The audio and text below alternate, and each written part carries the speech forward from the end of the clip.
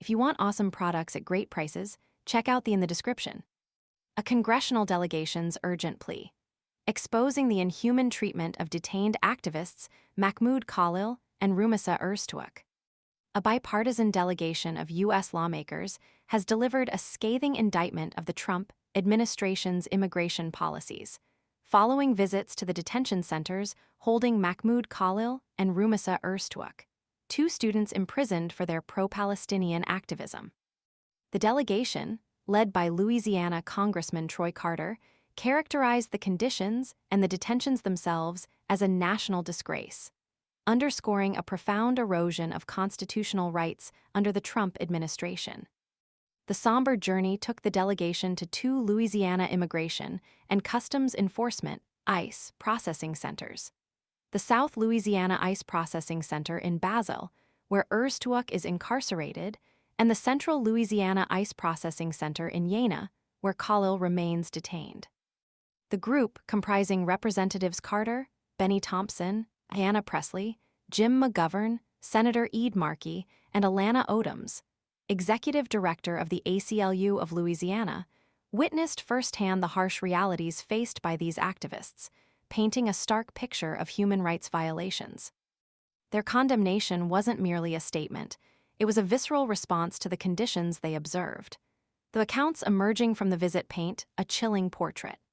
Öztürk, a 30-year-old student, described her detention as unsanitary, unsafe, and inhumane, detailing significant difficulties in accessing adequate medical care. Representative Pressley's account added a layer of disturbing detail, alleging that Öztürk was effectively disappeared upon detention, denied basic necessities like food and water, and prevented from contacting legal counsel, a blatant violation of fundamental due process rights. Khalil's case is equally harrowing. His detention tragically coincided with the birth of his first child, a moment of profound joy overshadowed by the injustice of his imprisonment.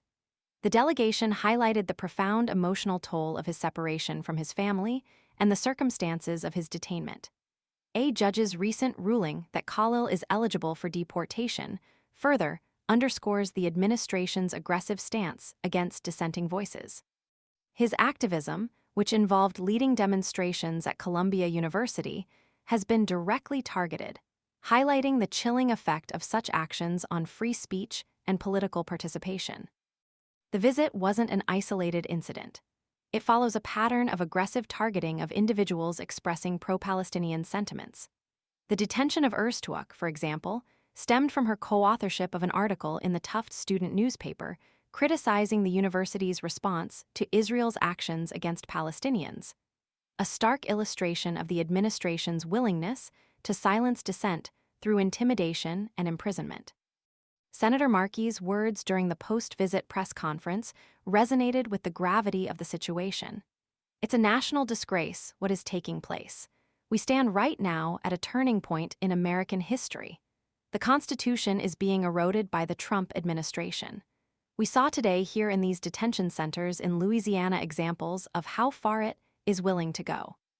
This sentiment was echoed by other members of the delegation, who emphasized the administration's broader crackdown on immigrants, characterized by illegal removals and the targeting of individuals for constitutionally protected speech deemed adverse to U.S. foreign policy.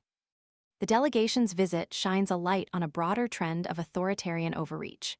Representative Pressley's description of Donald Trump as a dictator with a draconian vision for the U.S. reflects the widespread concern about the erosion of democratic norms and the escalating suppression of dissent.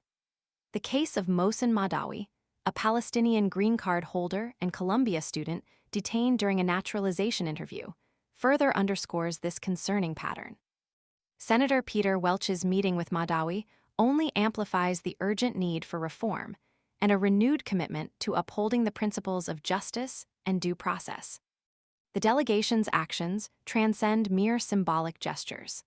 Their visit, their powerful statements, and their commitment to publicizing the plight of Khalil and Öztürk serve as a critical intervention in a rapidly deteriorating landscape of civil liberties. The visit underscores the urgent need for accountability, reform, and a renewed dedication to upholding the fundamental principles upon which the United States was founded. Their plight serves as a stark warning. The erosion of free speech and the unchecked power of the state pose a direct threat to the very fabric of American democracy. The international community, human rights organizations, and all those who value democratic principles must stand in solidarity with Khalil, Öztürk, and others silenced by this administration's oppressive tactics.